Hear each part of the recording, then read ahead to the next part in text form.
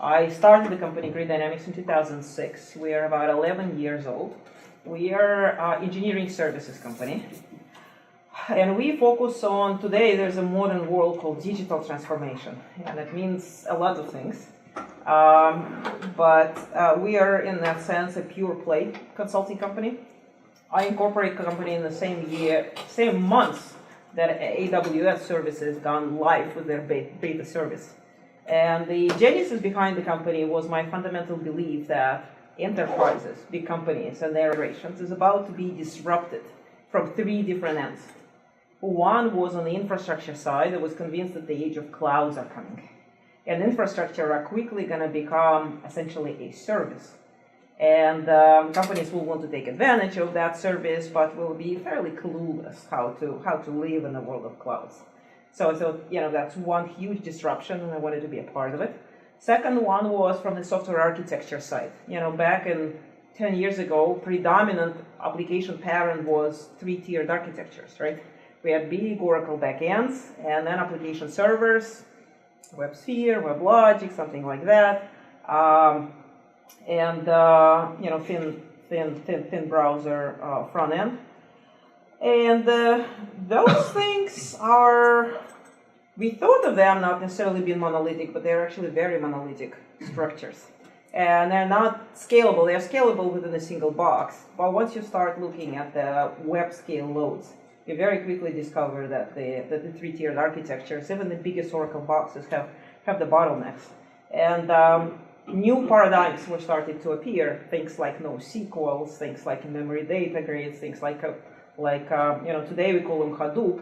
Back then we called it computing Google style, but essentially MapReduce as a concept, and writing software as extremely lightweight, auto-deployable, auto-scalable, stateless services was clearly the way to go. So what I want to do today is really talk about real time. And I start with basics. I'll start talking about, well, what does it mean to be real time? And then I will talk about stream processing, which is an important emerging platform for real-time applications. And then I will present to you what I call an open in-stream processing blueprint. This is already IP from my company. And GridDynamics is a services company. We are not product companies. So we don't create products per se. What we do is, based on successful client implementations, we step back and say, can we abstract out a repeatable business problem and create a repeatable technological solution, document that solution, and create kind of a reference architecture and reference implementation. So this is a blueprint for me. It's a reference architecture for a common class of business problems. First, you actually need to receive event. And that in and of itself is a set of systems. And it takes time to receive event, and it takes time to deliver the event, right? And if there's lots and lots and lots of events, that's actually a fairly complicated set of systems that might be responsible just for receiving the right events. And then the event itself changes our picture of the world. If our picture of the world is a collection of data points, then the fact that this event just happened, it just augmented our model of the world, right? When you receive an event, you kind of have to incorporate that event, and you have to extrapolate what it means. And that's generally, we can think about it as learning, right? World changes, and we have to adopt our worldview to these changing events. So there's a learning step involved. Then there is the actual analytics. We have some models that are based on the previous state. We have all these data points, and we want to explore these patterns. And now this event came, and we want to act on that event based on whatever we notice in these patterns, right? So we need to actually apply models. And as a result, we want to formulate the action. Some events we want to simply ignore, right? If you think about sensory data, right? Probably 99.999% of all readings of the thermostat, they're not interesting. But some of them are. Which ones? Well, that's the trick, right? Maybe you set up a feedback loop that says when it goes over 70 degrees, turn on the cooling system. So you have to filter out all the events, except for one that tells you you just exceeded the threshold. If your system is, let's say, fraud detection system, then you have to ignore all the transactions that are not fraudulent transactions, but only the ones that for some reason triggers elevated risk profile do you actually want to go and act upon. So anyways, all of this is identifying which events are interesting, and then formulating how interesting, and what do we want to do in response to them, right? And then there is a response itself. So when we talk about real-timeness, the question is how long is this whole cycle? And how much of it actually happening online versus offline? And of course, everything in the world of software, we want to do it faster and faster and faster. With traditional business analytics, their time lag between event and response often was months, weeks and months, right?